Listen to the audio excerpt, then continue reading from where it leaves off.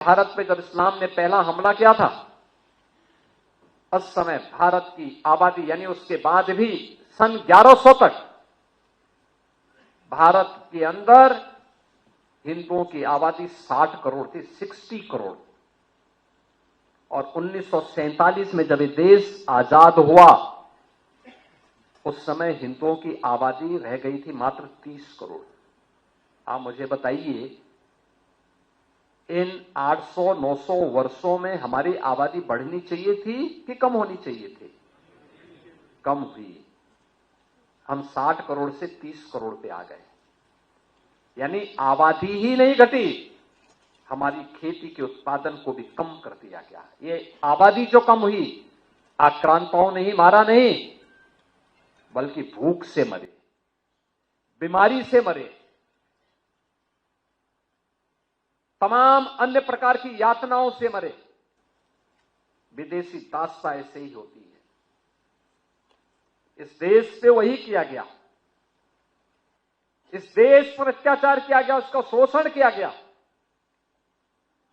और जिस भारत में 300 वर्ष पहले आधी से कम आबादी खेती पर निर्भर करती थी, आधी से अधिक आबादी उद्योग धंधों में लिप्त थी, बड़े उद्योग नहीं, यहां पे कल कारखाने थे, लघु सीमांत और लघु और कुटीर उद्योगों का एक जाल फैला हुआ था। ये भारत की ताकत बनती थी। भारत को उत्पादक देश के रूप में, प्रोडक्शन के रूप में भारत का बेहतरीन उत्पादन दुनिया के मार्केट में छाता था। दुनिया का व्यापारी यहां आता था, यहां से लेके जाता था, यहां से व्यापारियों का काफला अपना सामान पहुंचाता था। क्या नहीं था भारत के पास? सब कुछ तो था। लेकिन जिन लोगों ने जाति के नाम पे बांटा, क्षेत्र के नाम पे बांटा, भाषा के नाम पर बांटा, तमाम बातों के आधार पर बांटा, और आज भी वे उसी विदेशी मानसिकता के साथ काम कर रहे हैं। समाज को विभाजित कर रहे हैं, विभाजन कर रहे हैं, बांट रहे हैं, काट रहे हैं। वे लोग इस स्वदेशी अभियान में भी तमाम प्रकार की उंगलियां उठाएंगे।